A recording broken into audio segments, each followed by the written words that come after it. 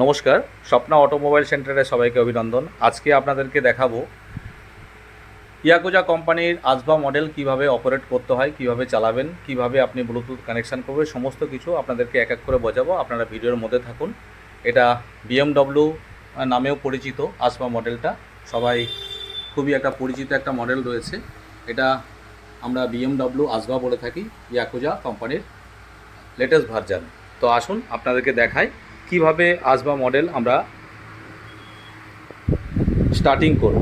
তো স্টার্টিংয়ের জন্য দেখাই, দাদাকে বলবো ফোনটা ভালো করে ধরতে, ভালো করে ধরুন। হ্যাঁ, আচ্ছা, ভালো করে বুঝিয়ে দিই। এদিকে দেখুন, এটা হলো এমসিবি। হ্যাঁ, এমসিবিটা সবসময়ের জন্য অন থাকবে। অন যদি না থাকে গাড়ির সিকিউরিটি থাকে না, সেই হিসাবে গাড়িটা কিন্তু সবসময়ের জন্য অন থাকবে। এমসিবি যদি আমরা অফ করে দিই তাহলে গাড়ি আর কোনো রকমভাবে সিকিউরিটি অ্যালার্মটা কিন্তু এখানে বাজবে না। তো এমসিবি অন থাকবে। যদি আমরা বাড়িতে হয়তো গাড়ির বারান্দায় তুলতে যাচ্ছি কিংবা গ্যারেজে ঢোকাতে যাচ্ছি, সেই সময় আমরা গাড়িটা যদি এমসিবিটা অফ করে ঢোকাই তাহলে কি হবে, তাহলে গাড়িটা কোনো রকমভাবে আওয়াজ করবে না। ঠিক আছে, ঠিক আছে, এটা মোড়াবেন না, ওরকমভাবেই রাখবেন। হ্যাঁ, যদি দরকার পড়ে এরকমভাবে স্পজ করে দেবেন। আচ্ছা, এটা হলো লক। এই লকটা এখানে গিয়ে ফেসে যায়। ফেসে যাওয়াতে এর সিটটা লক হয়ে যায়। দেখে নেবো সিটটা এত দূরে লক। এত দূরে লক যতক্ষণ আমরা ওপর থেকে দেখছি, ঠিক এরকম জায়গাটা লকটা পড়ছে। আমরা হাতের তালু দিয়ে এটাকে চাপ দেবো। চাপ দিলে কিন্তু লকটা হয়ে যায়। অনেকে এরকম জায়গা চাপে, এরকম জায়গা চাপে। এরকম জায়গায় চাপার দরকার নেই। ঠিক পয়েন্টে যেরকম জায়গাতে আছে এরকম জায়গাতে চাপ দেবেন, গাড়িটা লক হয়ে গেছে। দেখুন লক হয়ে গেছে। লক হয়ে গেছে। তো এটাকে খুলবো কী করে? চাবিটা যেরকম আছে এরকমই পজিশনে থাকবে। আমাদের প্রত্যেকটা চাবি কিন্তু সেন্সার কি। তো সেন্সার কি যতক্ষণ যদি কোনো রকম আপ ডাউন থাকে তাহলে কিন্তু চাবিটা অপারেট করবে না, ওখানে লক হয়ে যাবে। তো সেই হেতু চাবিটা দেওয়ার পর একটুখানি পুশ করে দেখে নেবেন যে চাবিটা ঠিকঠাক জায়গায় বসেছে কিনা। তো এরকমভাবে বসে রয়েছে। তো চাবিটা বাঁ দিকে শুধু একবার একটু করে টুইস্ট করবেন, এই দেখুন সিটটা খুলে গেল। ইজি প্রসেসে সিটটা কিন্তু খুললো, তাই তো। তো সিটটা খুলে গেল। তো সিটের মধ্যে যেগুলোর জিনিস রাখা সেগুলো তো রাখবেনই। অনেক সময় কি হয়, আমাদের গাড়ি অটোমেটিক সেন্সার লক। চাবিটা আমার কাছে রয়েছে, কেউ যদি মনে করে গাড়িটাকে এখান থেকে নিয়ে যাব, সে কিন্তু নিয়ে যেতে পারবে না, কারণ গাড়ি অটোমেটিক সেন্সার লক আছে। সেটা আমি একটা ডেমো দেখাবো। দাদা ওদিকে একটু যান। এদিকে দেখেন পিছনের চাকাটা। পিছনের চাকাটা দেখুন, আমি পিছনের চাকাটা ঘোরাচ্ছি। ঘোরালে দেখবেন গাড়ি মানে আওয়াজ করবে। গাড়িটা আওয়াজ করবে। আমি ঘোরাচ্ছি, দেখুন গাড়ি আওয়াজ করবে। গাড়ি আওয়াজ করছে, তার মানে আমি বুঝে গেলাম আমার সেন্সার লকটা গাড়িটা রয়েছে। গাড়ি কেউ চাইলে কিন্তু নিয়ে যেতে পারবে না, সেন্সার লক হয়ে গেছে। তো তারপরেও আমাদের আর একটা লক রয়েছে, যেটা হলো রিমোটে। রিমোটে কিন্তু আমরা লক করে রাখতে পারি। রিমোটে এখানে সুইচ রয়েছে যেটাকে আমরা লক করতে পারবো। আমি লক করে দিচ্ছি গাড়িটা। দেখুন আওয়াজ, আওয়াজ করলো। সিঙ্গেল আওয়াজ মানে যখন হবে সেটা লকের আওয়াজ হবে। আর এটা দেবো, এটা দিলে মানে লকটা খুলে গেল। তাহলে বোঝা গেল। তাহলে আমরা রিমোট দিয়ে কিন্তু এটা লক এবং আনলক করতে পারছি, এবং অটোমেটিক গাড়িটা লকেট রয়েছে। তাহলে দুই দিক থেকে আমাদের গাড়ি সেফটি রয়েছে। আচ্ছা, গাড়ি যদি সিঙ্গেল স্ট্যান্ড এখানে নামানো থাকে, কোনো কারণে হয়তো সিঙ্গেল স্ট্যান্ড আমি দিয়েছিলাম আর গাড়িটাকে অন করছি, অন করে গিয়ে চালাতে যাব, গাড়ি অন হবে ঠিকই কিন্তু গাড়িটা চলবে না। সিঙ্গেল স্ট্যান্ডে এটা দেওয়া রয়েছে কি সেন্সার, ওই সেন্সারের কারণে কিন্তু গাড়িটা হবে না। ঠিক আছে, গাড়িটা চলবে না। তো আপনি যখন জেনে যাবেন যে নিশ্চয় আমার সিঙ্গেল স্ট্যান্ড পড়ে রয়েছে, ওই জন্য গাড়ি ডিসপ্লেটা আমি দেখাচ্ছি। এখানে দেখুন ডিসপ্লেটা খুলেছে। এই জায়গাটা দেখুন 60 ভোল্টের গাড়ি, ডিওডি ডট লেখা রয়েছে এখানে। এই দেখো 11 কিলোমিটার টোটাল গাড়িটা আমাদের চলেছে। এবার দেখা যাচ্ছে ট্রিপ দেখাচ্ছে, এখানে দেখাচ্ছে 00। এখান থেকে যখন আপনি বাড়িতে যাবেন, সে বাড়িতে যাওয়ার সময়তে যে কিলোমিটারটা হবে ওই 11 কিলোমিটারের সঙ্গে অ্যাড হবে। 11 কিলোমিটারটা গাড়ি কীভাবে চলেছে, আমাদের এখান থেকে গোডাউন 10 কিলোমিটার দূরে। তো 10 কিলোমিটার দূর থেকে আমাদের শোরুমে গাড়িটা এখানে চলে আসে। আর ওই সময় আমরা গাড়িটা অন টেস্ট করে নিই, গাড়িটা কী ফল্ট রয়েছে বুঝতে পারি। বুঝতে পেরে যদি কোনো ফল্ট থাকে সেই ফল্টটা এখানে রেকটিফাই হয়ে যায়। আর 11 কিলোমিটার কিংবা 10 কিলোমিটার ওই গাড়িটা চলে। 11 কিলোমিটার 1 কিলোমিটার কি আমরা বারবার এরকমভাবে পিক আপ দিয়ে দিয়ে আমরা চালাই, সেটুকুর মধ্যেও গাড়ি দাঁড়িয়ে দাঁড়িয়েও 1 কিলোমিটার চলে যায়। ঠিক আছে, এটা দেখালাম। তাহলে বোঝা গেল যে ও ডিও বলে লেখা ছিল যেটা, সেটা হলো মেন কিলোমিটারের। আর তার আগে লেখা ছিল এখানে 60, ওটা হলো 60 ভোল্টের গাড়ি আমাদের। আমি চাইলেও কাউকে বলতে পারবো না এটা 72 ভোল্টের, কারণ ডিসপ্লে আপনাকে সত্যি কথা বলে দেবে। এখানে যদি 48 হয় 48 শো করবে, 60 হলে 60 শো করবে, 72 হলে 72 শো করবে। আর কিলোমিটারটা কেউ লোকাতে পারবে না, এখানে ডিসপ্লেতেই সমস্ত কিছু বলে দেবে। ঠিক আছে, এখানে পি লেখা রয়েছে। পি যতক্ষণ থাকবে আমি এক্সেলেটার দিলে কিন্তু গাড়ি চলবে না। এই পিটাকে সরানোর জন্য এটা হলো পিছনের ব্রেক। আর এই গাড়িটায় দুই দিকেই ডিস্ক ব্রেক রয়েছে, 12 ইঞ্চি হুইল রয়েছে, টিউবলেস টায়ার রয়েছে দুই দিকেই।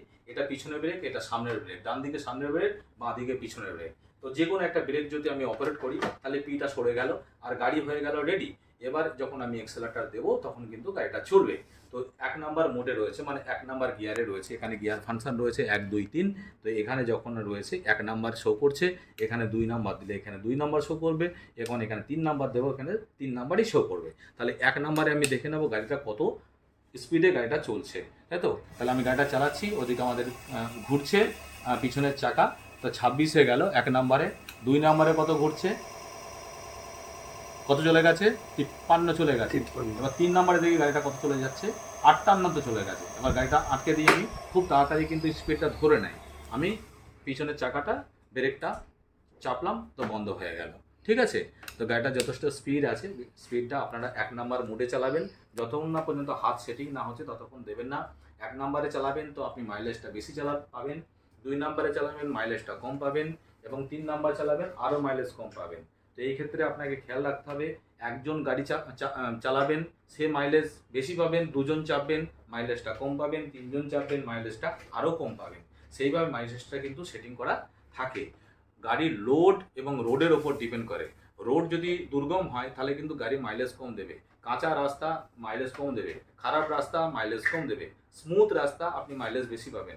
আপনি উপরের দিকে উঠছেন মাইলেজ কম পাবেন, নিচের দিকে নামছেন মাইলেজ বেশি পাবেন। তো এইগুলো হচ্ছে লোড এবং রোডের ওপর গাড়ি কিন্তু সমস্ত সময় মানে কিলোমিটারটা নির্ভর করে। তাহলে এটা বোঝা গেল। আচ্ছা, এখানে যে ব্যাটারি যে ট্রিপটা দেখা যাচ্ছে, এই ব্যাটারি যে সিম্বল দেখা যাচ্ছে, এই ব্যাটারি সিম্বল দেখে কিন্তু আপনাকে আসবা গাড়িটা চালাতে হবে। এখানে ভোল্টেজটা আপনি দেখতে পাবেন না, অন্য কনসোলটে কি হয় ভোল্টেজটা শো করে, কিন্তু আসবার কনসোলটে কিন্তু আপনার এই যে ব্যাটারির সিম্বলগুলো দেখাচ্ছে, এই ব্যাটারি সিম্বল দেখেই আপনাকে চলাফেরা করতে হবে। 5টা এখানে ব্যাটারি সিম্বল দেখাচ্ছে, এই 5টা সিম্বলে তাহলে আপনি প্রথম দিন আপনাকে মেপে নিতে হবে যে আমার দুটো ব্যাটারি এখান থেকে ভ্যানিশ হয়ে গেছে, 3টে ব্যাটারি ভ্যানিশ হয়ে গেছে, একটা রয়েছে, একটাতে কত দূর গেলাম আর কত দিকে শেষ হলো। আর শেষ হওয়ার আগে মোটামুটি 2 থেকে 3 কিলোমিটার আগে গাড়ি আপনাকে ঝটকা মারবে এবং রেড সিম্বল এখানে দেখা দেবে, তখন আপনি জেনে যাবেন আমার গাড়ি রিজার্ভে রয়েছে, এবার আমাকে এখানে চার্জে বসাতে হবে। তাহলে কিলোমিটারে আপনি মেপে নিতে পারবেন, আর একদিন আপনার মানে একদিনেই অনুভব হয়ে যাবে যে আপনার গাড়ি কত কিলোমিটার যাচ্ছে রিজার্ভের পরে আর কিলোমিটার যায়, আর সেইভাবেই আপনি গাড়িটাকে চালাবেন। তাহলে এখানে দেখে আপনাকে বুঝতে হবে। এই যে রামধনুর মতো একটা সিম্বল দেখছেন, এটা কিন্তু একটা আমাদের স্পিডের সিম্বল। আমি দেখাচ্ছি, দেখুন এই রামধনু সিম্বলটা এক্ষুনি চলে যাবে। আমি গাড়িটা স্টার্ট করলাম যখনই, তখন এই শুরু থেকে স্টার্টিং হচ্ছে, তখন এটা গ্রে কালার হয়ে গেল, এটা ইয়েলো কালার হয়ে গেল। এটা কিন্তু স্পিডের সাইন, স্পিড কত স্পিড হচ্ছে সেটা শো করছে। এখানে যখন 26 দেখাচ্ছেন, দেখুন 2-এর ওপরে আর 3-এর নিচেই এই জিনিসটা মিডিল পয়েন্টে এটা দেখাচ্ছে, তাহলে স্পিড এখানে শো করছে। তাহলে বোঝা গেল এটা। আচ্ছা, এবার আপনাদেরকে বলি যে ব্লুটুথ কীভাবে কানেকশান করবেন আর কিভাবে আপনি গানটা শুনবেন। আচ্ছা, মোবাইলে আমি অ্যাপ্লিকেশানটা অলরেডি দিয়ে দিয়েছি, মোবাইলে অ্যাপ্লিকেশানটা ডাউনলোড করে লগ ইন করে নেবেন। লগ ইন করে নেওয়ার পরে মোবাইলের টাকে আপনি ব্লুটুথটা অন করবেন, অন করে সিটের ওপরে রেখে দেবেন, এবং রেখে দেওয়ার পরে অবশ্যই গাড়িটাকে ডবল স্ট্যান্ডে রাখবেন সেফটির জন্য রেখে গাড়িটাকে অফ করবেন। অফ করার পরে একবারই সুযোগ পাবেন, কারণ এই ব্লুটুথের যে কানেকশনটা একটা মোবাইলে ওয়ান টাইমের জন্য এই সুযোগটা পাওয়া যায়, বারবার হয় না। তাই খুব কেয়ারফুলি এটাকে করবেন, ভিডিওটা ভালো করে দেখে নেবেন, অ্যাপ্লিকেশনটা ডাউনলোড করে নেবেন। গাড়িটা বন্ধ অবস্থায় রয়েছে, ডবল স্ট্যান্ডে রয়েছে, এই অবস্থায় কী হবে, আপনার মোবাইলের ব্লুটুথটা অন করবেন, সিটের উপরে রাখবেন। রাখার পরে এই যে এক্সিলেটরটা রয়েছে, এক্সিলেটরটা পুরো আপনি ঘুরিয়ে দেবেন। ঘুরিয়ে দিলেন এক্সিলেটরটা, ঘুরিয়ে দেওয়ার পরে চাবিটাকে অন করবেন। চাবিটা অন করার সঙ্গে সঙ্গে দেখবেন ডিসপ্লেতে কটা সংখ্যা আসছে, সিকিউরিটি কোড। ওই সিকিউরিটি কোড আপনার মোবাইলের সঙ্গে পেয়ার ম্যাচের অপশান দেবে, ওখানে কনফার্মেশনের অপশান থাকবে, কনফার্ম করে দেবেন, পেয়ার কনফার্ম হয়ে যাবে। হয়ে গেলে ওখানে মেসেজ থাকবে ব্লুটুথ ইজ কানেক্টেড। তো ব্লুটুথ কানেক্টেড যখনই বলে দেবে তখন আপনি এক্সিলারেটরটা ছেড়ে দিন আর চাবিটাকে বন্ধ করে দিয়ে চাবিটাকে হাতে নিন। এবার সমস্ত কন্ট্রোল আপনার মোবাইলের মধ্যে চলে আসলো, মোবাইলের অ্যাপ্লিকেশান খুলবেন, খোলার ওখান থেকেই সমস্ত কিছু আপনি বুঝতে পারবেন, কীভাবে এই সাউন্ডটা বন্ধ করব, কীভাবে ব্লুটুথ থেকে গান চালাবো, কীভাবে ভিডিও গান চালাবো, সমস্ত কিছু বুঝতে পারবেন। আর ওখান থেকেই আপনি গাড়িটাকে মানে কন্ট্রোল করতে পারবেন। আর মোবাইল থেকে আপনি অনও করতে পারবেন, অফও করতে পারবেন।